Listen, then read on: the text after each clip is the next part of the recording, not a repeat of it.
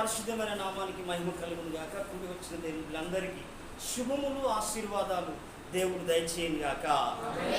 చూడండి ప్రియ దేవులారా, దేవుని సన్నిధికి వచ్చిన ప్రతి వాళ్ళు కూడా విశ్వాసముతో నమ్మకముతో దేవుని అనుసరించాలి. ఎందుకు అనంటే దేవుని పట్ల నమ్మకం ఉంచినప్పుడే దేవుడు తన కార్యాలను చేస్తాడు. ఎందుకనంటే ఎంతకాలము మనం భక్తి చేసినా కానీ నమ్మకం లేకపోతే అదంతా అపనమ్మకము అనేది అపవాది నుంచి వచ్చిన ఆలోచన. అయితే ప్రతి వాళ్ళం కూడా దేవునికి ఎలా ఉండాలంటే నమ్మకంగా ఉండాలి. చూడండి, ఒక వ్యక్తి ఫ్లైట్ ఎక్కిపోతూ ఉంటాడు. ఫ్లైట్ ఎక్కేటప్పుడు నేనేమైనా మరణిస్తానేమో అని అనుకోడు. బస్సు జర్నీ చేసినా, ఆటో జర్నీ చేసినా, ఏం చేసినా కానీ ఆ డ్రైవర్ పైన నమ్మకంగా ఉంటా అంటాడు.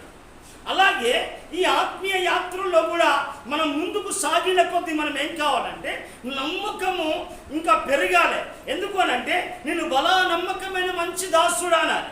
అంటే నమ్మకం లేకపోతే ప్రియదేని ద్వారా ఏ కార్యం కూడా మన జీవితంలో జరగదు. ఎందుకు అనంటే ఈనాడు అనేకుల పరిస్థితి వచ్చిన ప్రార్థన చేసినా కానీ వారికి నమ్మకం లేదు. వాక్యము ఎంత విన్నా కానీ వారి పట్ల నమ్మకము లేదు. కారణం ఎందుకనంటే అపవాది కూడా వారికి ఏం చేస్తానంటే వారికి అపనమ్మకము కలగజేస్తా ఉండదు. ఆదాము అవ్వలను కూడా ఇది నిజమా అని చెప్పేసి వారిని భ్రమ పట్టేసి ఏం చేసిందంటే దేవుడు ఏ పని అయితే చేయొద్దన్నాడో, ఏదైతే తినొద్దన్నాడో ఆదాము అవ్వలు అదే తిని దేవుని సన్నిధి నుంచి నెట్టివేయబడ్డారు.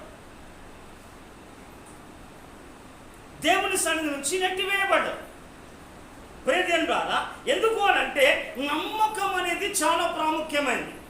ఎందుకు అనంటే మనం కనుక బైబిల్ గ్రంథంలో కనుక మనం చూస్తే నిన్ను పిలిచిన వారు ఎవరు? ఒక మనుష్యుడు కాదు, ఒక రాజకీయ నాయకుడు కాదు, తర్వాత ఒక అధికారి కాదు, లేక చూస్తే ఏ వ్యక్తి అని అంటే ప్రియదేవుని ద్వారా ఎవరు పిలిచిండు అనేది చాలా ప్రాముఖ్యమైనది. నిన్ను పిలిచిన వ్యక్తి ఎవరు అనేది మనం తెలుసుకుంటే ప్రియదేవుని ద్వారా నువ్వు అంతగా నమ్ముతావో ఎంతగానో ఆశీర్వదించబడతా. చూడండి, మొదటి తెస్సలోనికీయులకు రాసిన పత్రిక 5వ అధ్యాయము 23వ వచనం. సమాధానకర్తయగు దేవుడే నిన్ను సంపూర్ణంగా పరిశుద్ధపరచును గాక. నీ ఆత్మయు జీవమును శరీరమును మన ప్రభు అయిన యేసుక్రీస్తు రాకడ యందు నిందారహితముగాను సంపూర్ణముగాను ఉండునట్లు కాపాడబడును గాక. చూడండి, అక్కడ అంటాడు మిమ్మును పిలుచువాడు నమ్మకమైన వాడు గనక అలాగున చేయండి. చప్పట్లు కొట్టి ప్రభుని గణపరచండి.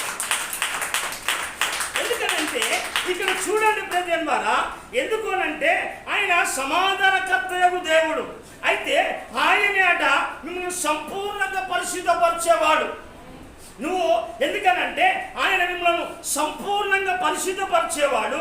అంత మాత్రమే కాదు, ఆయన ఆత్మ తర్వాత జీవమును శరీరమును మన ప్రభు అయిన యేసుక్రీస్తు రాకడ యందు నిందారహితముగా సంపూర్ణముగా ఉండునట్లుగా కాపాడడానికి శక్తిమంతుడు ఆయన. అయితే ఆ దేవాతి దేవుడు నిన్ను ఏం చేస్తున్నాడంటే మిమ్మల్ని పిలిచిన వాడు నమ్మకమైన వాడు. ఎందుకనంటే ఆయన కాపాడగలిగిన వాడు, సమాధానపరచగలిగిన వాడు, నిన్ను స్వస్థపరచగలిగిన వాడు, నిన్ను విడిపించగలిగిన వాడు, నిన్ను ధైర్యపరచగలిగిన వాడు. అయితే ప్రియదేవుని ద్వారా ఎందుకు అనంటే ఈ కడవరి దినాల్లో మనము మన ఆధ్యాత్మిక జీవితంలో ఎందుకనంటే ఆ నమ్మదగిన వాడిని మనం అనుసరించాలి. ఎప్పుడు అనంటే ఒక దినముతో సరిపోదు. ఆయన ఏ మాట చెప్పినా దాని పట్ల నమ్మకంగా ఉంచి నమ్మకంగా ప్రార్థన చేసి నమ్మకంగా మన ఆధ్యాత్మిక జీవితాన్ని ముందుకు సాగుతేనే ఆయన ఏం చేస్తాడట, ఆయన సంపూర్ణంగా ఉన్నట్టుగా నిన్ను కాపాడి ప్రభు రాకడ కొరకు సిద్ధపరుస్తాడు. ప్రభు రాకడ కొరకు సిద్ధపరుస్తాడు. అయితే చూడండి, రాను రాను ఏమైపోతుందంటే అనేకుల జీవితాల్లో నమ్మకాన్ని కోల్పోతా ఉంది. నమ్మకం లేదు, విశ్వాసం లేదు, భక్తి లేదు, ప్రార్థన లేదు. ఎందుకు అనంటే ప్రియమైన ద్వారా రాను రాను ఏం చేస్తుందంటే దేనిపైన నమ్మకం వస్తున్నారు కానీ దేవునిపైన నమ్మకం లేదు. దేవుడు ఎందుకనంటే ఈనాడు ఒకప్పుడు చాలా మంది జీవితంలో ఎలాంటి నమ్మకంగా ఉంటే దేవుడు అంటే నమ్మకంతోనే దేవుని దగ్గరికి వచ్చేసి దేవుడు ఇలాంటి కార్యాలు చేస్తాడు, నా కొరకు ఏ కార్యమైనా చేస్తాడు, ఎలాంటి కార్యాలైనా చేయగలిగిన సమర్థుడు అనేవాళ్ళు. కానీ ఇప్పుడు ఏమైందండి, రాను రాను నమ్మకం సన్నగిల్లి. అందుకే ప్రవక్తలు బైబిల్లో రాసి పెట్టారు. ఆయన మాట్లాడిన దేవుడు. ఎందుకు అనంటే ఆయన దేని విషయంలో ఎందుకు ఆ ప్రవక్తలకు దేవుడు ఒక ఉన్నతమైన ప్రవక్తనే వాళ్ళు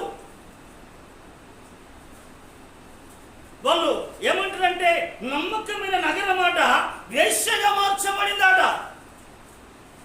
అంటే నమ్మకమైన నగరము ఒకప్పుడు ప్రతిష్ఠురాలైన నమ్మకస్తురాలైన ఆ నమ్మకమైన సంఘము, నమ్మకస్తులైన దేవుని పిల్లలు, నమ్మకస్తులైన వాళ్ళట వేశ్యలుగా మార్చబడిన, తిరుగుబోతులుగా మార్చబడినట, విగ్రహారాధికులుగా మార్చబడినట. ఎందుకు అంటే చూడండి ప్రియమైన వారు, ఎందుకు ఒకప్పుడు దేవుడు అంటే ఎంత నమ్మకం, దేవుడు అంటే ఎంత ప్రేమ, దేవుడు అంటే ఎంత ఆప్యాయత, దేవుడు అంటే అన్నిటిని కూడా పక్కన పెట్టి నమ్మకంగా దేవుని దగ్గరికి వచ్చేవాళ్ళు ఎలా తయారైపోయినానని ప్రవక్త అక్కడ తన స్థితిని మాట్లాడతాం. చూడండి బైబిల్లో యెషయా గ్రంథం 2వ అధ్యాయం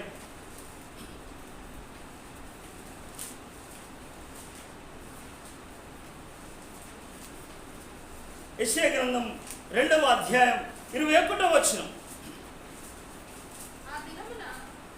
యెషయా గ్రంథం 1వ అధ్యాయం 21వ వచనం. 1:21.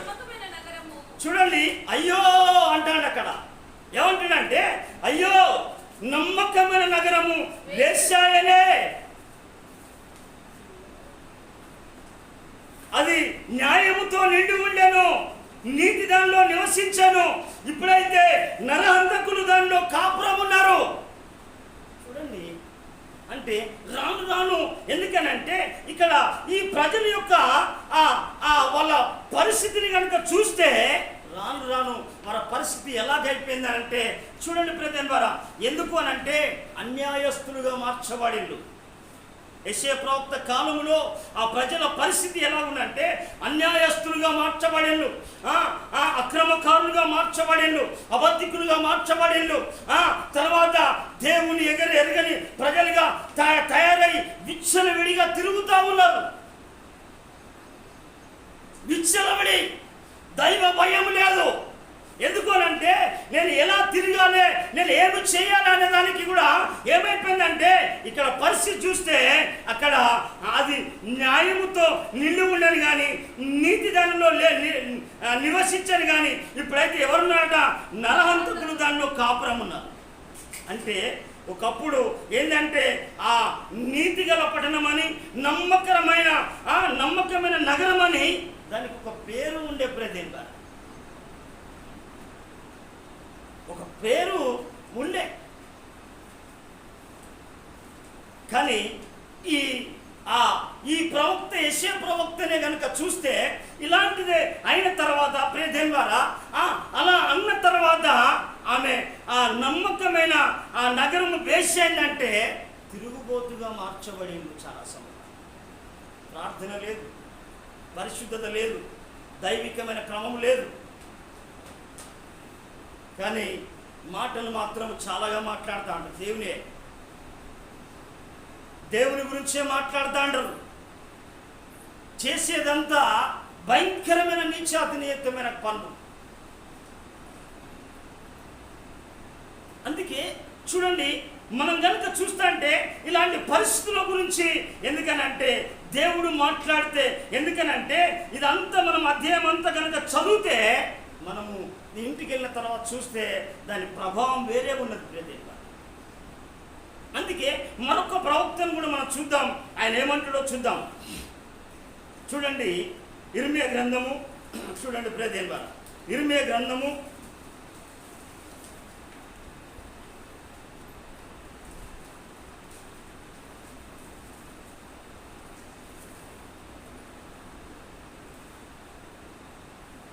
5వ అధ్యాయము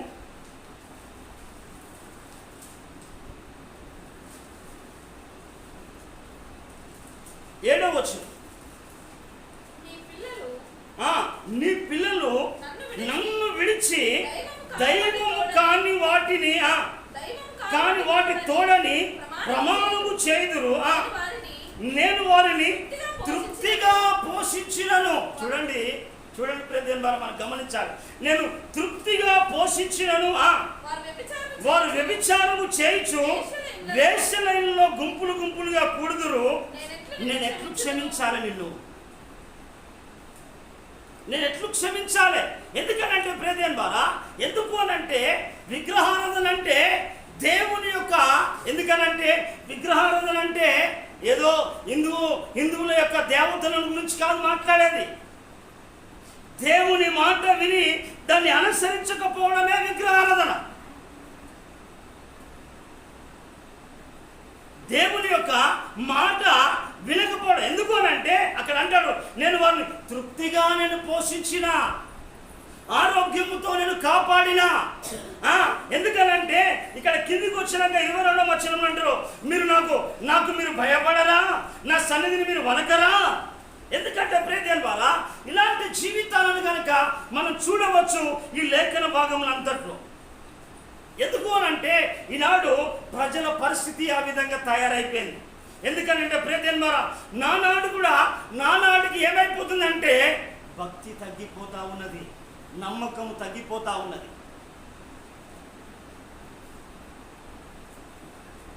నిన్ను పిలిచిన దేవుడు నమ్మదగినవాడు. నువ్వు ఎందుకనంటే నువ్వు బ్రతికినంత వరకు కూడా నిన్ను కాపాడి సురక్షితంగా సంరక్షంగా నిన్ను ఉంచి కూడా నిందారహితంగా ప్రభు రాకడ కొరకు సిద్ధపరచగలిగిన వాడు సర్వశక్తి కలిగిన దేవుడు. హల్లెలూయా. అయితే ఇలాంటి పరిస్థితుల్లో కూడా చూస్తే ఏమైపోయింది? ఏం విగ్రహారాధన అని అంటే భూమి కిందనైనాను నీళ్ళ కింద అయినాను ఏదైనా. ఎందుకు అనంటే దేవుడు రోషం కలిగిన వాడు. నువ్వు ఏ రకంగా దాన్ని పూజ చేస్తే ఏం లాభం? ఎలాంటి స్థితిలో చేస్తే ఏం లాభం? ఎందుకు అనంటే ఆయన అన్నాడు, ఎందుకనంటే తండ్రుల దోషం కుమారులపైకి నేను రప్పిస్తానన్నాడు. ఎందుకనంటే చాలామంది సీక్రెట్గా చేసేటన్ని చాలా వేరే. దేవుడు ప్రేమించే దేవుడే కదా, ఏం చేసినా సమీపంగా ఉంటాడు కదా అనేది ఆలోచన. ఎందుకనంటే ఇక్కడ ఆ యూదా ప్రజల, యెరూషలేము ప్రజల యొక్క పరిస్థితిలో, ఎందుకనంటే దేవుడు అక్కడ విచారించి చూసిందట. యెరూషలేము వీధిలో ఇటు అటు పరిగెత్తి చూసి తెలుసుకోండి. ఎందుకనంటే ఆయన నమ్మకంగా ఉండేవాడు ఒకడు 8 నుంచి 7 నాకు కనబడితే నేను ఆ యెరూషలేము పట్టణాన్ని నేను క్షమిస్తానంట.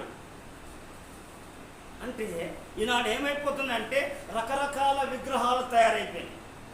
చూడండి బైబిల్లో, మన బైబిల్ గ్రంథంలో నిర్గమకాండం 20వ అధ్యాయం మనం చూద్దాం.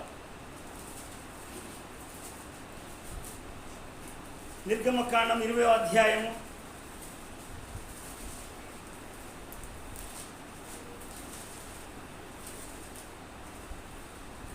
20వ అధ్యాయము 3వ వచనం చూద్దామా? నేను తప్ప వేరొక దేవుడు నీకు ఉండకూడదు.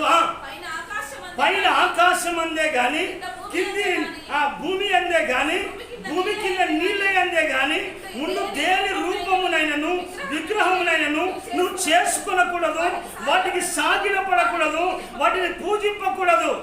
చూడండి, ఏలే అనగా నీ దేవుడైన యెహోవాకు నేను రోషం గలవాడు, రోషం గలవాడు. ఎందుకనంటే ఈనాడు చాలా మంది కూడా ఏం చేస్తున్నారంటే ఆ బొమ్మకు కూడా కొబ్బరికాయ కొడతా ఉన్నారు. మన బ్యాక్గ్రౌండ్లోనే వేరే బ్యాక్గ్రౌండ్గా వాళ్ళు చాలా మంచి వాళ్ళు. ఎందుకనంటే హిందువులు చాలా చాలా మంచి వాళ్ళు. ఎందుకు అని అంటే బ్రదర్ ద్వారా వాళ్ళు నిష్ఠతోటి పవిత్రతోటి వారికి తెలిసిన దైవాన్ని వాళ్ళు పూజిస్తున్నారు. కానీ నువ్వు తెలిసి కూడా అది చేయడము చాలా భయంకరమైన పాపం. అందుకే ఇక్కడ అంటాడు, నీ దేవుడైన యెహోవానగు నేను రోషం గలవాడను, నన్ను ద్వేషించు వారి విషయంలో 3-4 తరాల వరకు తండ్రుల దోషము కుమారులపైకి నేను రప్పిస్తాను.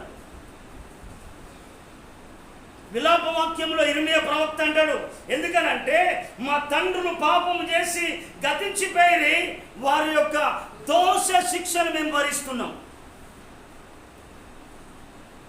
వారి దోష శిక్షను మేము భరిస్తాం. ఎందుకనంటే నువ్వు ఎలాంటి విగ్రహం ఏం చేది, ఈ విగ్రహాన్ని చేసి మాట్లాడమంటే మాట్లాడుతుందా? మాట్లాడదు.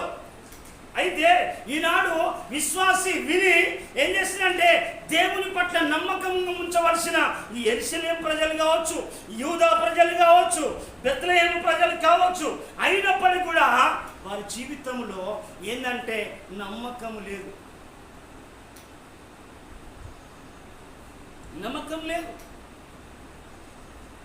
ఎందుకు అనంటే ఇలాంటి ఈ అధ్యాయాలన్నీ కనుక చూస్తే, ఎందుకనంటే ప్రజల ద్వారా వాళ్ళు ఏం చేస్తారంటే వాళ్ళు చాలా మంది పరిస్థితులు ఏం చేస్తారంటే ఏంటంటే ఇలాంటి కార్యాలు చేస్తా ఉన్నారు, దేవునికి హేయమైన కార్యాలు. చూడండి, మనం బైబిల్ గ్రంథంలో మనము సౌలు రాజును చూడవచ్చు. సౌలు రాజు ఏం చేసిందంటే, సౌలు రాజు చూడండి, 1 సమూయేలు గ్రంథంలో చూడండి, సౌలు రాజు ఏం చేసిందంటే చిన్నగా మారు వేషం వేసుకొని కర్ణ పిశాచుల దగ్గరికి వెళ్ళండి. ఎక్కడికి? కర్ణ పిశాచుల దగ్గరికి వెళ్ళండి. ఎందుకు? శోధ చెప్పించుకోవడానికి. ఎవరికి? మంత్రగాళ్ళ దగ్గరికి, శకునగాళ్ళ దగ్గరికి వెళ్ళి ఏం చేసిందంటే అది మారు వేషంతో ఎవరైనా చూస్తారని చెప్పేసి సౌలు ఏం చేసిందంటే మారు వేషం వేసుకొని వెళ్ళాడు. ఈనాడు కూడా చాలా మంది కూడా దేవుణ్ణి నమ్ముకుంటా ఎక్కడికెక్కడికి వెళ్ళి కూడా ఈ మంత్రగాళ్ళ దగ్గరికి, రకరకాల వ్యక్తుల దగ్గరికి వెళ్ళి ఇలాంటివన్నీ చేస్తూ ఉన్నారు. నాకేమో ఫోన్ చేసింది, అన్న ఇట్లా సంగతి, మన దగ్గరికి వచ్చిన సహోదరి సిస్టర్ ఇట్లా సంగతేనని. నేనంటేనే అన్నమ్మా నేను చెప్పాను మీరు ఒక్కసారి ఇంటికి రావాలంటే నేను రామని చెప్పేసి. అయితే ఈ సౌలు లాంటి పరిస్థితి ఆఖరికి ఏమైపోయిందంటే ఈ సౌలు మారు వేషంలో చూడండి, 1 సమూయేలు గ్రంథం 28వ అధ్యాయము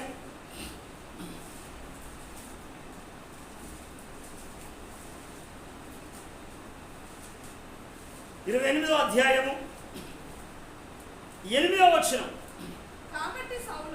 కాబట్టి సౌలు మారు వేషము ధరించి వేరు బట్టలు తొడుక్కొని 2 మనుషులను వెంట పెట్టుకొని రాత్రి వేళ స్త్రీ యొద్దకు వచ్చి కర్ణ పిశాచం ద్వారా నాకు శకునము చెప్పి నాతో మాట్లాడకై నీతో చెప్పు వాళ్ళని శపించమని కోరుతా ఉన్నాడు. మనం చూడండి ఎలాంటి ప్రయోగాలు స్టార్ట్ అవుతున్నాయో. అటో దండం ఇటో దండం. ఎందుకు అనంటే నువ్వు ఏ పడవ ప్రయాణం చేస్తున్నావో ఆ ప్రయాణంలోనే గమ్యం వరకు చేర్చగలుగుతా అంటాడు దేవుడు. ఎందుకు అనంటే ఆయన రాకడ వరకు నిందారహితంగా నిన్ను పరిశుద్ధపరిచి ఆత్మనిచ్చి నీ శరీరాన్ని కాపాడి నీకు సమాధానాన్ని కలగజేసి నడిపించగలిగిన దేవుడు నా దేవుడు. అయితే ఇలా వెళ్ళినట్టుగా ఆ సహోదరు వెళ్తే ఏం చేస్తుందంటే ఒకసారి వెళ్ళినప్పుడు ప్రార్థన చేస్తే మంచిగా అయింది. మంచిగా అయినప్పుడు ఏం కావాలి? మరలా దైవజనులు ఇంత ప్రయాసపడి మన దగ్గరికి వచ్చేసింది కదా, నేను దేవుని దగ్గరికి వెళ్ళాలి, దేవుని సన్నిధిలో నేను ప్రార్థన చేయాలి, నాకు ఇలాంటి సంభవం వచ్చినప్పుడు నేను ఎక్కడికి వెళ్ళకూడదు అనే నమ్మకము తనలో కావాలి. కానీ బ్రదర్ బారా ఏమైపోయిందంటే అటొక జంగ ఇటొక జంగలు వేసేసారు. ఈనాడు చాలామంది అంతే. తల కింద నిమ్మకాయలు పెట్టుకొని తర్వాత రాత్రి అంతా భయము, నెమ్మది లేకుండా, సమాధానం లేకుండా, శాంతి లేకుండా, ఆరోగ్యం లేకుండా ఉండడానికి కారణం ఎందుకంటే అటు ఇటు తిరిగే ప్రయాణాలు చాలా అయినాయి. ఇది దేవుని పైన నమ్మకంతో చేసేదేనా? ఇది దేవుడు ఏం చెప్తా ఉన్నాడు చూడండి. ఒక మాట చెప్పేసి నేను ముందుకు వెళ్తా. చూడండి, ద్వితీయోపదేశకాండం 18వ అధ్యాయము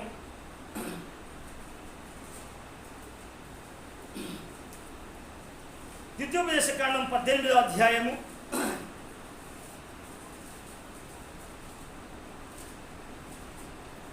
9వ వచనం 10వ వచనమా? నీ దేవుడైన యెహోవా నీకు ఇచ్చిన దేశమున నువ్వు ప్రవేశించిన తర్వాత చిన్నవలదవనమ్మా అమ్మా, ప్రవేశించిన తర్వాత ఆ జనముల హేయ కృత్యములను నువ్వు చేయకూడదు. ఎక్కడ మనము ఈ లోకంలో ఉంటున్నాం కాబట్టిగా వాళ్ళు చేసినట్టుగా, వాళ్ళు మాట్లాడినట్టుగా, వాళ్ళు నడిచినట్టుగా, వాళ్ళు ప్రవర్తించినట్టుగా, వారి విధానంతో మనం చెయ్యకూడదు. సీక్రెట్గా కొబ్బరికాయ కూడా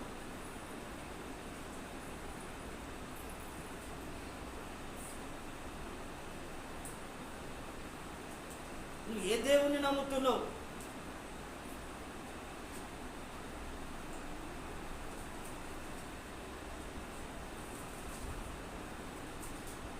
మనం చేసే విధానం ఏది? అక్కడ నువ్వు చేయకూడదు. తన కుమారునైనను తన కుమార్తెనైనను అగ్నిగుండము దాటించు వానికైనను శకునము చెప్పు సోదగాన్నైనను మేఘ శకునము గాని సర్పశకునములను గాని చెప్పు వాడినైనను చిన్నంగి చేయి వాడినైనను మాంత్రికునైనను ఇంద్రజాలికైనను కర్ణ పిచ్చాన్ని అడుగువాడినైనను దయ్యముల యొక్క విచారణ చేయవాడినైనను మీ మధ్య ఉండనీయకూడదు. చదవమ్మా. చూడండి, ఇవన్నీ చేసేవాళ్ళు హేయులు. ఎందుకంటే ప్రియదేవుని ద్వారా దేవుడు నిన్ను పిలిచిన వాడు నమ్మదగిన వాడు. ఆయన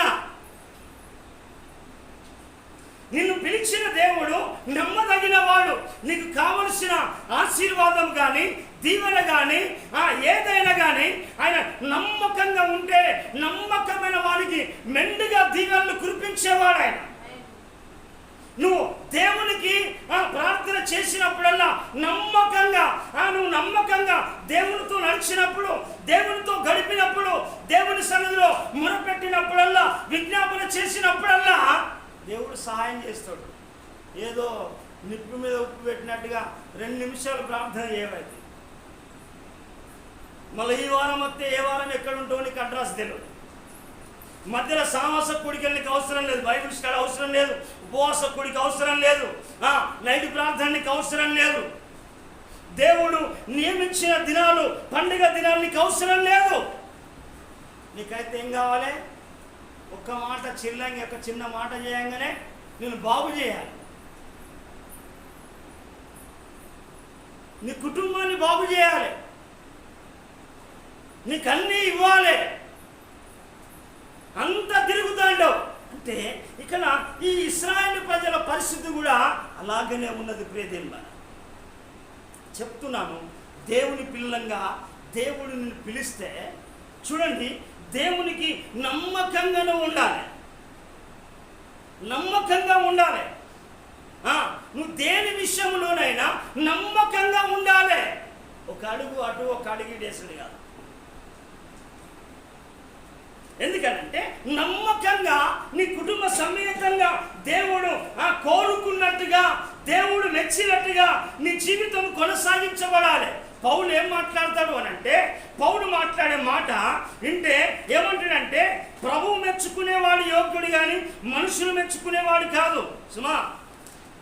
ఎందుకనంటే ప్రభువు మెచ్చుకునేవాడే యోగ్యుడు. అందరు అనుకుంటారు కదా, ఎందుకనంటే ఒక గురువు గారు మెచ్చుకుంటే చాలంటే కాదు, దేవుడు నిన్ను మెచ్చుకోవాలి. ఆయన మాట్లాడే మాట, పౌలు మాట్లాడే మాట చూడండి. కొరింథీ సంఘానికి మాట్లాడుతూ అంటారు. అక్కడ ఏం మాట్లాడతాడంటే చూడండి, ప్రియదేవుని ద్వారా కొరింథీలకు రాసిన పత్రిక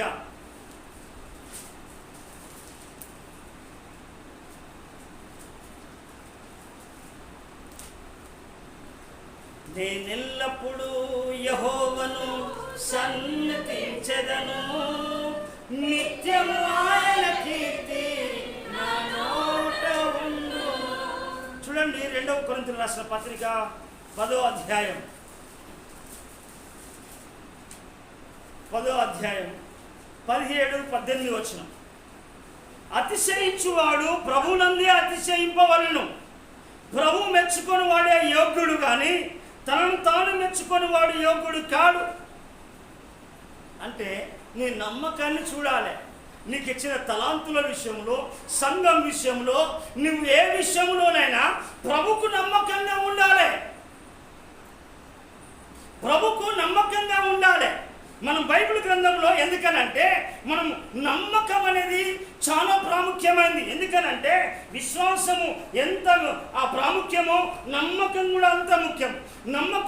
ఆ నమ్మకముతోటే నీ మనుగడ కొనసాగించబడతాడు. నమ్మకం లేకపోతే రాలేవు. అందుకే నువ్వు ఇర్మియా గ్రంథం అంతలో చదివితే అక్కడ అంటాడు, వారు లాభాపేక్ష కలిగిన వారు కనుక వాళ్ళలో నుంచి నమ్మకం తొలగిపోయిందట. అంటే మనం ఏం కావాలంటే దేవునికి యోగ్యంగా ఉండడానికి నమ్మకము అనేది చాలా ప్రాముఖ్యమైనది. నువ్వు దేవునికి నమ్మకంగా లేనప్పుడు నీకేం చేయలేవు. నీకు నమ్మకం లేకపోతే స్థిరంగా ఉండలేవు, బలంగా ఉండలేవు. దేవుడు నీకు రావాల్సిన ఈవులు ఇవ్వలేడు. ఎందుకు అనంటే నీకే నమ్మకం లేదు. దేవుడు అంటే, దేవుని వాక్యం అంటే, ప్రార్థన అంటే, ఆరాధన అంటే, దైవజన్ అంటే, దేవుని సంఘం అంటే నీకు నమ్మకం లేనప్పుడు దేవుడు ఎలా చేయగలుగుతాడు కార్యాలు? అందుకే బైబిల్లో చూడండి, నెహెమ్యా గ్రంథంలో అక్కడ ఒక భక్తుడు ఉంటాడు. ప్రేదేన్బారా అక్కడ నెహెమ్యా గ్రంథంలో చాలా ఒక ఉన్నతమైన దేవుడు ఆ భక్తుడు ఇక్కడ కనబడతాడు. ఈ నెహెమ్యా అక్కడ హన్యాన్య అనే ఒక భక్తుడు ఏం చేస్తాడంటే ఆయన ఎలాంటి వాడుగా ఉన్నాడో మనం చూడవచ్చు. నెహెమ్యా గ్రంథము 7వ అధ్యాయము 2వ వచనం. నా సహోదరుడైన హనానీకిని కోటకు అధిపతి అయిన హన్యాకును యెరూషలేము పైన అధికారం ఇచ్చి తిని. అక్కడ చూడండి, దేవుడు అధికారం ఇచ్చాడు అక్కడ. చూడండి, హనానియా నమ్మకమైన మనుషుడు. చూడండి, దేవుడు కూడా అనగానే అరే వాళ్ళ నమ్మకమైన మంచి దాసుడా, కొంచెంలో నమ్మకంగా ఉంది. అంటే నీ నమ్మకం ఏం కావాలంటే నువ్వు కాలేజీకి వెళ్ళినా, పని దగ్గర వెళ్ళినా, తర్వాత దేని విషయంలో వెళ్ళినా, ఎందుకనంటే నువ్వు చదువుల్లో ఉన్నా, ఒక ఇంటికి వెళ్ళినా, ఒక వ్యక్తిని నీకు అప్పగించినా, డబ్బు నీకు అప్పగించినా దాంట్లో నమ్మకంగా ఉండాలి. ఒక బొడ్డు పిన్ను కూడా దొంగిలిస్తే ద్రోహి అవుతావు, నమ్మక ద్రోహి.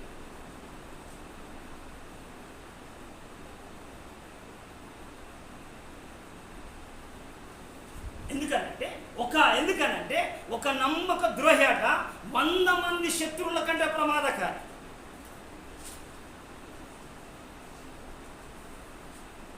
నువ్వు నమ్మితే, ఎందుకనంటే ఇక్కడ చూడండి, ఆయన అధికారం ఇచ్చి తిని హన్యాని అయిన నమ్మకమైన మనుషుడు అందరికంటే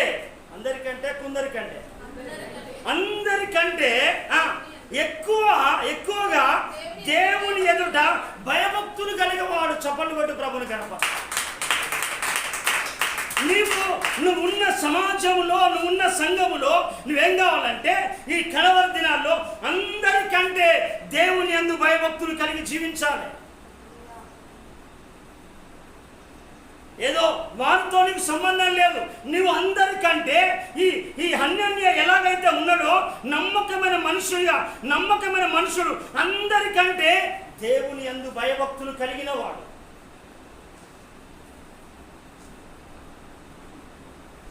ప్రజల ఈ నమ్మకం ఆయన ఎందుకనంటే ఆయన అందరికంటే దేవునికి కావాల్సింది నువ్వు భక్తి చేయడమే. అందరికంటే అక్కడికి వచ్చే ఆ దేవుని సన్నిధికి వచ్చే వాళ్ళందరికంటే ఆయన ఎలా ఉన్నాడంటే అన్ననే నమ్మకమైన మనుషుడు, అందరికంటే దేవుని యందు భయభక్తులు కలిగిన వాడు. నువ్వు కడవరి దినాలు ఏంటంటే అందరికంటే భయభక్తులు కలిగిన జీవితం కావాలి. ఇంకొక మాట చెప్పాలి ప్రియదేని వారు, చూడండి బైబిల్లో మరొక మాట. ఎందుకనంటే దయ్యాలు కూడా ఆయన నిజమైన దేవుడని నమ్మి వణుకుచున్నాయి. కానీ మనిషికి దయ్యం అంటే భయం, కానీ దేవుడు అంటే భయం లేదు.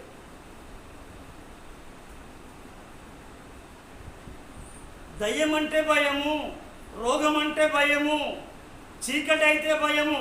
ఎందుకనంటే దేవుని భయం నీకు కావాలి.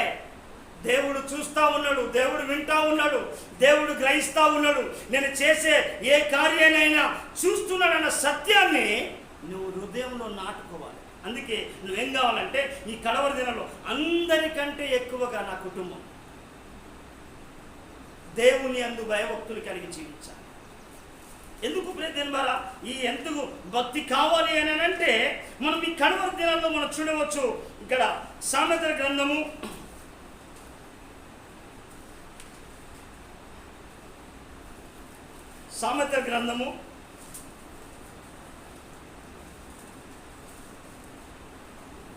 19వ అధ్యాయము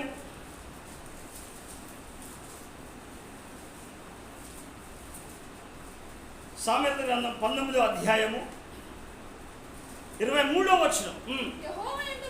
యెహోవాయందు భయభక్తులు కలిగి ఉండుట జీవ సాధనము, అది కలిగిన వాడు తృప్తుడై అపాయము లేకుండా బ్రతుకును. చప్పలు కొట్టు ప్రభువుగా. తృప్తుడ ఎందుకనంటే అపాయము లేకుండా ఏం చేస్తాడట? ఎందుకనంటే అది కలిగిన వాడు తృప్తుడై అపాయము లేకుండా బ్రతుకుతా అంటాడు. ఎందుకనంటే యెహోవాయందు భయభక్తులు గల వారి చుట్టూ దేవదూత కావలి ఉండి వారిని కాపాడుతా అంటది. భక్తి లేనివాడు తిరుగుతూనే ఉంటాడు, చెట్టల్లో పుట్టలలో తిరుగుతాడు, ఎక్కడ అడ్రస్ ఉండదు. అందుకే ఈ సామెతల గ్రంథంలో కొన్ని అధ్యాయాలు కనుక చూస్తే 10వ అధ్యాయం, 11వ అధ్యాయం, 12వ అధ్యాయం భక్తిల చరిత్ర రాసింది అక్కడ పుట్ట. అయితే చూడండి ప్రియదేని వారా, అలాగనే కనుక మనం చూస్తే ఇలాగూ దేవుని యొక్క మాట చూడండి. ఇంకొక మాట కూడా చూస్తే ఈ భక్తికి ఉన్న విషయాన్ని కనుక మనం చూస్తే చూడండి, అదే సామెతల గ్రంథం 14వ అధ్యాయం 26వ వచనం కూడా చదువుదామా.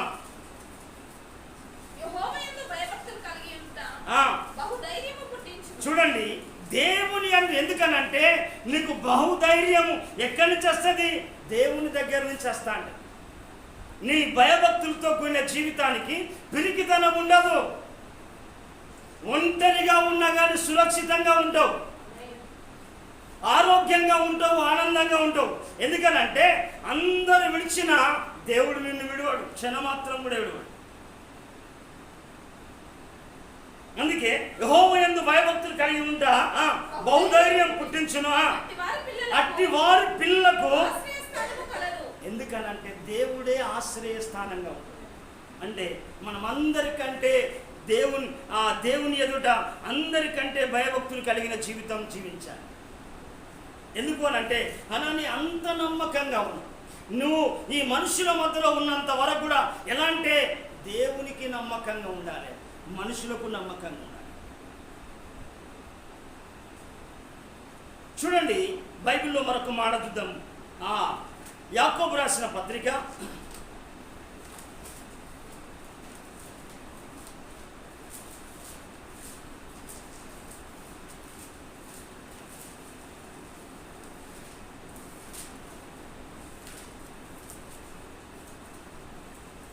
2వ అధ్యాయము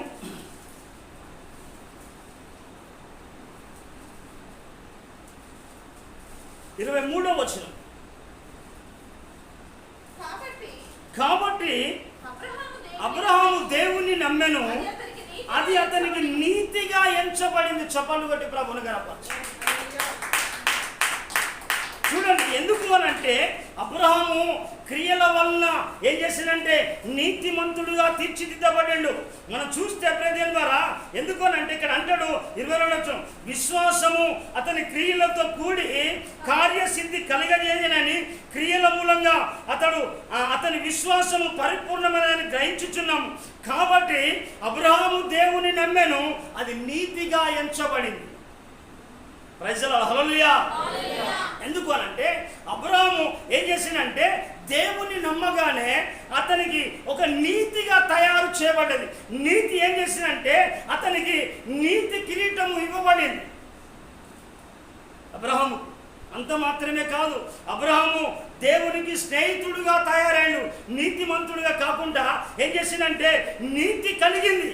కారణం ఎందుకనంటే ఆయన యేసయ్య రక్తంలో కడగబడింది.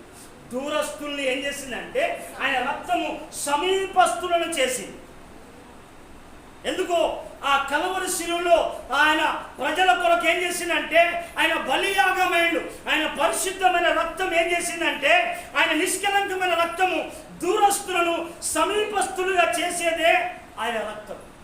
చూడండి, ఎఫెసీయులకు రాసిన పత్రిక 2వ అధ్యాయము 13వ వచనం.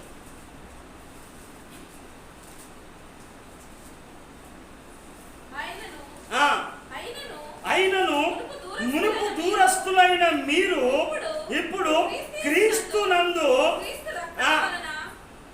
యేసునందు క్రీస్తు రక్తం వల్ల సమీపస్తులై ఉంటారు. అంటే రక్తాన్ని ఆస్వాదించాలి.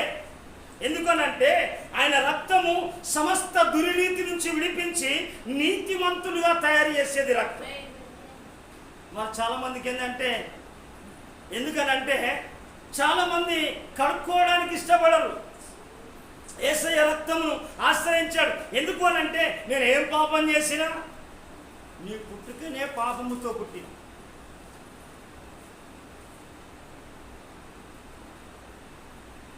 అందుకే ప్రియదేవరా మన జీవితంలో మనం ఏం కావాలంటే ఈ కడవరి దినాల్లో మనము దేవుడు చేసే కార్యం ఎందుకనంటే నమ్మకము. ఎందుకనంటే ఆయన యొద్దకు వచ్చేవాడు ఆయన ఉన్నాడని, ఆయన ఫలము దయచేవాడని నమ్మవలెను. నమ్మాలి. చూడండి, మన బైబిల్ గ్రంథంలో చూడండి, మనం ఫలము దయచేస్తాడని నమ్మాలి. ఎవరంటే నా దేవుడు నమ్మకమైన వాడు. ఎందుకు అనంటే మరొక మాట చూద్దాం ప్రియదేన్ ద్వారా. మరొక మాట కనుక చూడండి బైబిల్ గ్రంథంలో, అదే మనం ఈ దినం చదివిన కీర్తనల గ్రంథంలో ఒక మాట ఉంటుంది. కీర్తనల గ్రంథము 66వ అధ్యాయము.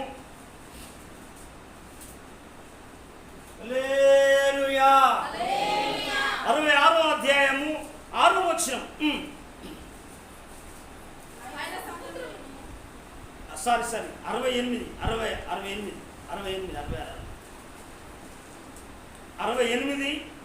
వచనం. చూడండి, దేవుడు ఏకాంగులను సంసారులుగా చేయవాడు. చూడండి, ఆయన బంధింపబడిన వారిని విడిపించి వారిని వర్ధిల్ల చేయవాడు. చప్పట్లు కొట్టి ప్రభుని గణపతి నమ్మాలి. ఎందుకు అనంటే నువ్వు ఎలాంటి బంధకాల్లో ఉన్నావో, ఎలాంటి చెరల్లో ఉన్నావో, ఎలాంటి పరిస్థితుల్లో ఉన్నావో ఆయన ఏం చేస్తాడంటే బంధింపబడిన వారిని విడిపించాట. ఏం చేస్తాడట? వారిని వర్ధిల్ల చేస్తాడు. ఎందుకంటే ప్రజల ద్వారా మన నమ్మకమే చాలా ప్రాముఖ్యమైనది. నువ్వు నమ్మనంత వరకు కూడా దేవుని కార్యాలు చూడలేవు. ఎందుకనంటే మనం ప్రార్థన చేసినప్పుడు, దేవుని వాక్యాన్ని విన్నప్పుడు మనం ఎంత నమ్ముతామో ఆయన ఏం చేస్తాడంటే ఆయన అలాగూ చేస్తాడు. ఎందుకు అనంటే పౌలు అంటాడు, నేను నమ్మిన వాడిని ఎరుగుదును గనక నేను సిగ్గుపడను. ఎందుకు? నేను ఇన్ని బాధలు అనుభవిస్తున్నా, ఇంత కష్టం అనుభవిస్తున్నా, ఇంత వ్యాధిని అనుభవిస్తున్నా, ఇంత ఇబ్బందిని అనుభవిస్తున్నా, వీటి నుంచి నన్ను విడిపిస్తాడు నా దేవుడు. హల్లెలూయా. వీటినన్నిటి నుంచి విడిపిస్తాడు, ఈ సమస్యల నుంచి విడిపిస్తాడు. అందుకే ఏంటంటే ఆయన బంధింపబడిన వారిని విడిపించి వారిని ఏం చేస్తాడ? వర్ధిల్ల చేసేవాడు. ఎందుకు అనంటే పౌలు మాట్లాడే మాట ఈ హేతువు చేత ఏం చేస్తాడంటే తన జనులను ఎప్పుడు కూడా సిగ్గుపడనియాడు. ప్రజలాడు హల్లెలూయా. సౌండ్ లేదు. హల్లెలూయా. ఆయన సిగ్గుపరిచే దేవుడు కాదు ప్రియదేవరా.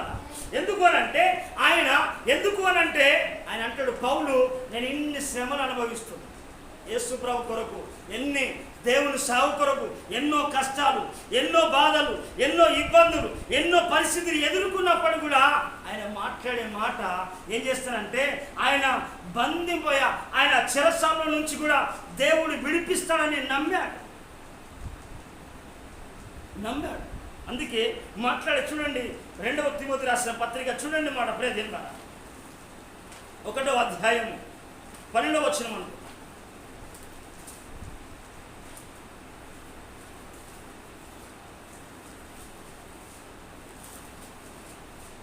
రెండవ తిమోతి రాసిన పత్రిక 1వ అధ్యాయం 12వ వచనం చూడండి. ఆ కారణము చేత ఈ శ్రమలను నేను అనుభవించుచున్నాను గాని నేను నమ్మిన వాడిని ఎరుగుదును గనుక సిగ్గుపడను. చెప్పలు కొట్టి ప్రభుని, నువ్వు నమ్మితే దేవుడు నిన్ను సిగ్గుపడనే. నీ జీవితంలో నీ పరిస్థితి ఏమైనా కానీ, నీ బంధకాల్లో నుంచి, నీ ప్రతి పరిస్థితుల్లో నుంచి కూడా దేవుడు విడిపిస్తాడు. ఎందుకనంటే మొదటి మాట భయభక్తులు కలిగిన జీవితము, రెండవ మాట నీతి. ఆయన దేవుడు అబ్రహాము నమ్మిన నీతిగా ఎంచబడింది. ఎందుకనంటే మూడవ మాట ఏం చేస్తానంటే ఆయన బంధింపబడిన వారిని విడిపించి వర్ధిల్ల చేసేవాడు. అయితే ఇక్కడ 4వ మాట ఏంటిదంటే ప్రియదేవరా, అక్కడ అంటాడు నేను నమ్మిన వాడిని ఎరుగుతా గనక నేను సిగ్గుపడను. ఎందుకనంటే నాకు ఇన్ని కష్టాలు దేవుని మహిమ ఎదుట ఇవి ఎన్న తగినవి కావు. నేను అనుకుంటా రేపు ఎందుకనంటే నేను ఎన్నో కష్టాలు అనుభవించిన, కానీ రేపు ఒక ఉన్నతమైన స్థానంలో దేవుని నిలబెడతాను. హల్లెలూయా. ఎందుకు అనంటే వాళ్ళు దేవుని ప్రజలు శ్రమలలో విసిగిపోలేదు, సన్నగిల్లిపోలేదు. వాళ్ళు శ్రమల్లో ఏం చేసిందంటే నానాటికి విస్తరించిండు. అందుకే దేవుడు చెప్పే మాట ఎందుకనంటే నేను నమ్మిన వాడిని ఎరుగుదును కనుక నేను సిగ్గుపడను. నువ్వు నమ్మితే నిన్ను ఎప్పుడు కూడా సిగ్గుపరచడు దేవుడు నాకు. హల్లెలూయా. హల్లెలూయా. ఎందుకంటే చూడండి ప్రియదేవరా, మనం చూడండి నిర్గమకాండము 2వ అధ్యాయంలో చూడండి, నిర్గమకాండము చూడండి 2వ అధ్యాయం 1వ అధ్యాయం నిర్గమకాండము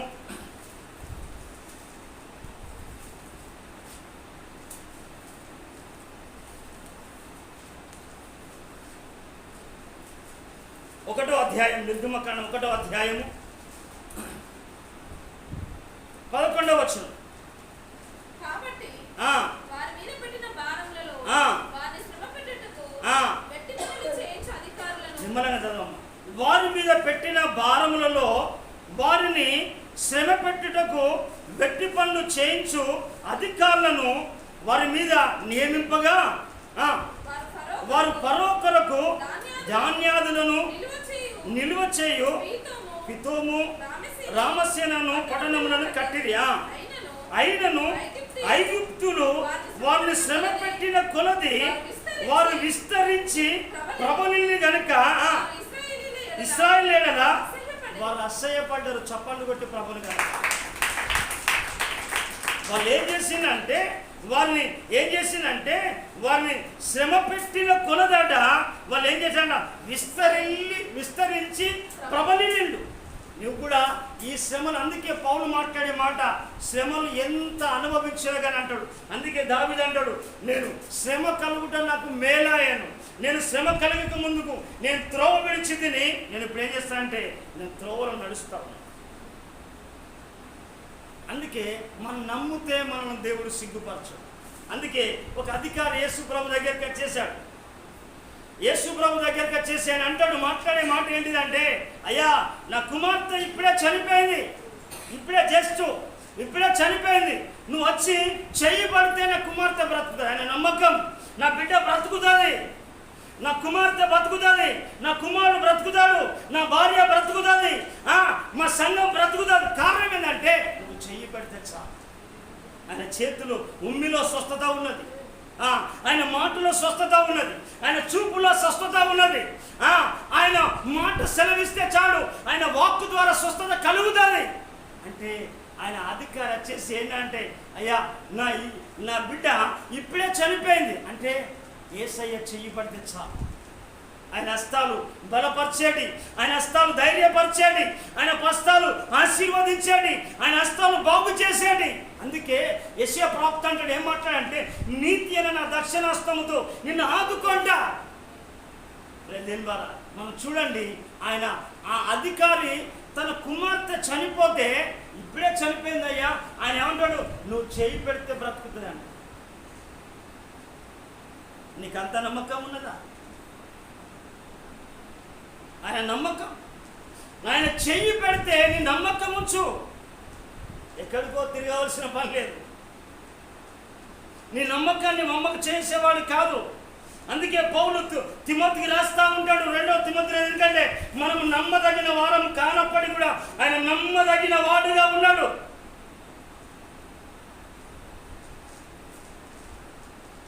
మనం ఎంత నమ్మితే అంత గొప్ప కార్యాలు మనం చూస్తూ ఉంటాం. అందుకే ఆయన ఏమంటాడు చూడండి, మత్తయి సువార్త 9వ అధ్యాయంలో అధికారి వచ్చేసి, అయ్యా చెయ్యి పెడితే చాలు అంటాడు. అక్కడ నీ కృప తప్ప వేరొకటి లేదయా, నీ మనసులో చాలయా, బహుకాలముగా స్థితిలో నీ కృప. చూడండి మత్తయి సువార్త 9వ అధ్యాయం 18వ వచనం. ఆయన ఈ మాటలు వారితో చెప్పుచుండగా, ఇదిగో ఒక అధికారి వచ్చి ఆయనకు మొక్కి, నా కుమార్తె ఇప్పుడే చనిపోయినది, అయినను నీకు వచ్చి నీ చెయ్యి ఆమె మీద ఉంచుము, ఆమె బ్రతుకుననెను. చూడండి ప్రజల ద్వారా, ఎందుకనంటే ఆయన నమ్మకం ఒక అధికారికి అంత నమ్మకంగా ఉన్నది. దేవుడు నీ పిల్లలనే కాదు, ఎందుకనంటే ఆయన స్వస్థపరచగలిగిన దేవుడు. ఆయన స్వస్థపరచగలిగిన దేవుడు. ఆయన ఎందుకు? ఆయన నమ్మకము. నీకు నమ్మకం లేనప్పుడు నీకు నమ్మకం లేనప్పుడు ఎంత ప్రార్థన చేస్తే ఏం లాభం? ఎన్ని గోపురాలు తిరిగితే ఏం లాభం? చాలా మంది చెట్లకు పుట్లకు దానికి తిరిగి తిరిగి తిరిగి వాళ్ళ పరిస్థితి ఏమైపోతుందో చెప్పలేదు. ఎందుకంటే ప్రజల ద్వారా ఆయన ఏం చేసిందంటే, ఆయన వెంటనే ఏం చేసిందంటే ఆ సమూహాన్ని పంపివేసి ఏం చేసిండు? 24వ వచనమా,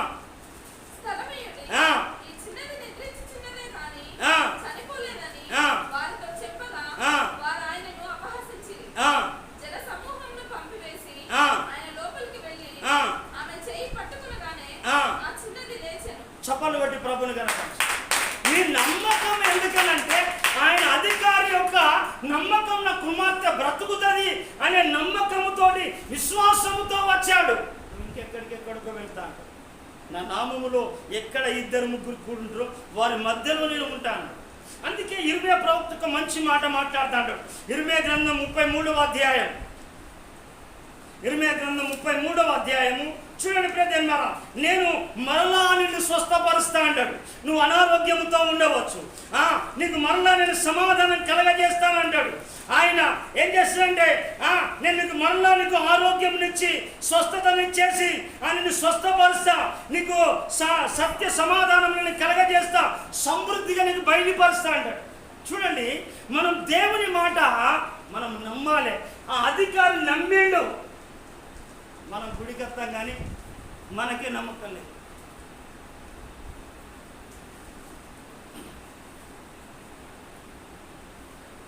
అందుకంటే నమ్ము. ఎందుకనంటే అందుకే పౌలు మాట్లాడే మాట, ఆయన నేను నమ్మిన వాడిని ఎరుగుదును గనక నేను సిగ్గుపడను. ఎందుకంటే సిగ్గుపరిచే దేవుడు కాదు ఆయన. చూడండి 33వ అధ్యాయము 6వ వచనం, నేను దానికి ఆరోగ్యమును స్వస్థతను మరలా రప్పించుచున్నాను. చప్పలు కొట్టి ప్రభుని కనపరచు. ఆ నోరు ఆమెనన్నది అవునన్నది. ఎందుకనంటే ఎందుకంటే నమ్మకం లేదు. మనం ఎంత విశ్వాసముతో నమ్మకముతో ఆమెనని పదాన్ని పలుకుతా అంటామో మన జీవితంలో నువ్వు చూడని కార్యాలు దేవుడు చేస్తా అంటాడు. హల్లెలూయా. అందుకే ప్రతి బ్రదర్ బారా చూడండి, ఆయన అంటాడు ఎందుకనంటే నేను దానికి ఆరోగ్యమును స్వస్థతను మరలా రప్పించుచున్నాను. మరి నువ్వు ఎలా ఉండాలి? నమ్మకంగా ఉండాలి, భక్తిలో నమ్మకంగా ఉండాలి, నీతిలో నమ్మకంగా ఉండాలి, విడిపిస్తాడని నమ్మకంగా ఉండాలి. ఎందుకు? ఆయన యొక్క అధికారైనప్పుడు కూడా నమ్మిండు. అందుకే మాట్లాడే మాట ఎందుకనంటే నేను మరలా రప్పించుచున్నాను, వారిని స్వస్థపరచుచున్నాను, వారికి సత్య సమాధానములను సమృద్ధిగా బయలుపరచని. చప్పట్లు పెట్టి ప్రభుని కనపరచు. హల్లెలూయా. ఎందుకనంటే దేవుడు చేసే కార్యాలు నమ్మకముతోటి. అందుకే పౌలు మాట్లాడే మాట మనం గమనించాలి బ్రదర్ బారా. నేను ఇంకొక 2 మాటలు చెప్పేసి నేను ముగిస్తా. ఎందుకనంటే వాళ్ళు గుడ్డి వాళ్ళు కావచ్చు, కుష్ఠరోగులు కూడా వచ్చారు. గుడ్డి వాళ్ళు అయ్యా అని అంటే ఏం కావాలి? నాకు చూపు దయచేస్తామని. నువ్వు నమ్ముచున్నావా? నీ నమ్మిక చొప్పున కలుగును కాకంటే వాళ్ళు వెళుతా అంటేనే శుద్ధులైన. చెప్పాలి నువ్వు ప్రభు మాట ఎంత నమ్మకంగా విశ్వాసముతో నమ్ముతావో అంత కార్యము చూస్తావు. అందుకే బ్రదర్ బారా మనం కనుక బైబిల్లో కనుక చూస్తే ఇంకొక 2 మాటలు చెప్పేసి నేను ముగిస్తాను. చూడండి, నమ్మకమైన రాయబారట ఔషధం వంటి వాడట. ప్రజల హల్లెలూయా. నమ్మకమైన రాయబారి. ఎందుకనంటే నమ్మకం అనేది చాలా ప్రాముఖ్యమైనది.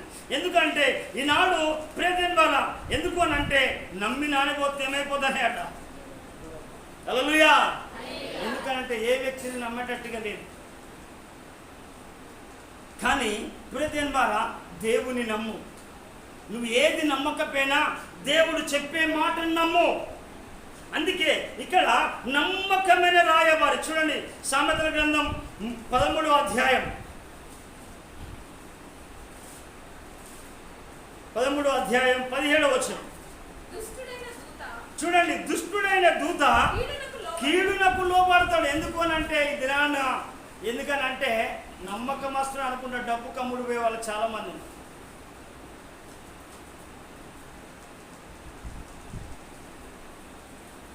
చాలా మంది ఎందుకనంటే ఒక వ్యక్తిని నమ్మినప్పుడు ఎందుకనంటే ఆ నమ్మకత్వాన్ని కనపరచాలి మన జీవితం. ఎందుకు? అందుకే దుష్టుడైన దూత కీడుకు లోపడతా అంటాడు. నమ్మకమైన రాయబారి ఔషధం వంటి వాడు. చప్పండి బట్టి ప్రభుని కనపడతాడు. ఎందుకనంటే ఈ నమ్మకమైన రాయబారత్వం ఎలాంటి అంటే అబ్బా రాయబారి ఏంటిదట? ఔషధం వంటి వాడు. అరే వస్తున్నాడు, ఆయన వస్తా అంటేనే మన జీవితంలో కార్యం జరగాలి. అంటే నమ్మకమైన ఒక వ్యక్తిని నమ్మితే ఏం చేస్తామంటే ధనం విషయంలో కానీ లేక ఇల్లు విషయంలో కానీ కొన్నిసార్లు పిల్లలు మనం అప్పగించిన ఏదైనా బాధ్యత అప్పగించిన రాయబారిగా ఉండాలి. ఆ రాయబారి ఎలా ఉండాలంటే ఔషధం వంటి వాడు. అంటే రోగికి స్వస్థతనిచ్చే విధంగా మనం ఉండాలి.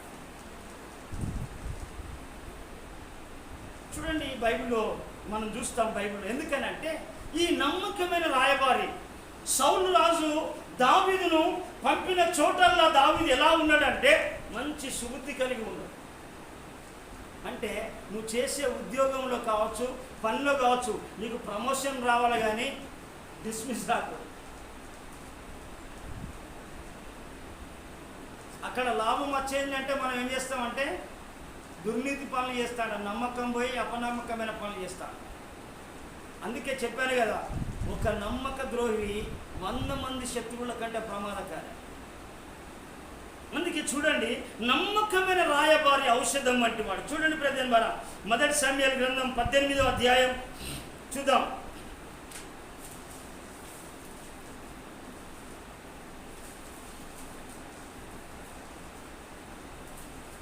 నేను కూడా ఉన్నానయ్యా, నన్ను వాడుకో యేసయ్యా. నేను వాడుకోవాలి లేకుంటే మనుషులు వాడుకున్నారు. ఇక్కడ చూడండి, 1 సమూయేలు గ్రంథం 18వ అధ్యాయం 5వ వచనం. దావీదు సౌలు తనను పంపిన చోటలను పోయి సుబుద్ధి కలిగి పని చేసుకొని వచ్చాడు. చూడండి అమ్మా, ఎంత బుద్ధి కలిగిన వాడు. అందుకే దైవజనులు చెప్పినా తల్లిదండ్రులు చెప్పినా అంత సుబుద్ధి కలిగి మనం ప్రవర్తించాలి. నమ్మకం, అరే నా కుమారుడు అలాంటి వాడు, నా కుమార్తె అలాంటిది కాదు. ఎందుకనంటే ఈ నమ్మకం అనేది చాలా ప్రాముఖ్యమైనది. ఎందుకనంటే నువ్వు ఎంత నమ్మకంగా ఉంటుందో నీకు నమ్మకమైన సంతానాన్ని దేవుడు కలగజేస్తాడు. లేకుంటే నువ్వు ఎట్లుంటో గట్లనే విత్తిన చెట్టునే చెప్తలేనా, ఏది విత్తితే అదే. అందుకే ఇక్కడ చూడండి, దావీదు సౌలును పంపిన చోటల్లా పోయి సుబుద్ధి కలిగి పని చేసుకొని వచ్చాను గనుక సౌలు యోధుల మీద అతన్ని నియమించను. చప్పట్లు కొట్టి ప్రార్థన. ఆయన దగ్గర ఉన్న యోధుల మీద నియమించాడు దావీదు. అంటే అతనికి ఏం చేసిందంటే ఇతని సుబుద్ధిని కలిగి ఆయన మంచి ప్రవర్తనని కలిగి ఏం చేసిందంటే ప్రమోషన్ వచ్చేసింది యోధుల మీద. అరే బెస్ట్ రా బిడ్డ, నువ్వు మంచోని, నువ్వు నమ్మకమైన రాయబారి అని చెప్పేసి యోధుల మీద నిలబెట్టండి. హల్లెలూయా. నీకంటే పెద్దవారి పైన దేవుడిని నిలబెట్టగలిగిన సామర్థ్యాన్ని ఇస్తా అంటాడు దేవుడు. మనం ఎందుకనంటే బొడ్డు పిల్లి విషయంలో కూడా నమ్మకంగా ఉండాలి, పేపర్ విషయంలో కూడా నమ్మకంగా ఉండాలి. అందుకే అక్కడ చదవనా, నియమించను జనులందరి దృష్టికి, సౌలు సేవకుల దృష్టికి దావీదు అనుకూలుడై ఉన్నాడు. ఎందుకనంటే నమ్మకమైన రాయబారి, ఔషధం వంటి వాడు. ప్రమోషన్ వచ్చేసింది. సుబుద్ధి కలిగి పంపిన చోటల్లో నమ్మకంగా వెళ్ళి మనం కూడా ప్రేమ ద్వారా దేవుని పిల్లం కదా, లోకములో మన పట్ల నమ్మకం కలిగి ఉండాలి. ఏదైనా ఇచ్చిన వస్తువు ఇచ్చిన ఏది ఇచ్చిన నమ్మకం కలిగి. అందుకే మరొక మాట చెప్పేసి నేను త్వరగానే ముగిస్తాను ప్రేమ ద్వారా. చూడండి మరొక మాట, ఇర్మియా గ్రంథం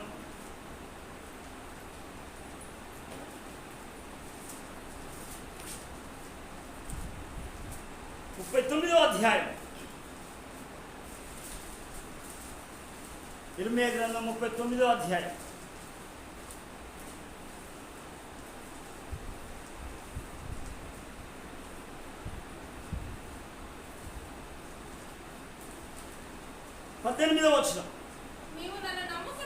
చూడండి, నువ్వు నన్ను నమ్ముకొంటివి కనుక నిశ్చయముగా నేను నిన్ను తప్పిస్తా. చప్పలు కొట్టి ప్రభుని కనపడ.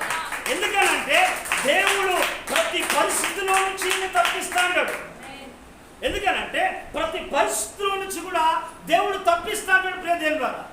చూడండి, ఎందుకనంటే మన జీవితంలో ఎప్పుడు కూడా ఏం చేసిందంటే ఇక్కడ ఏం చేసిండు, నాశనం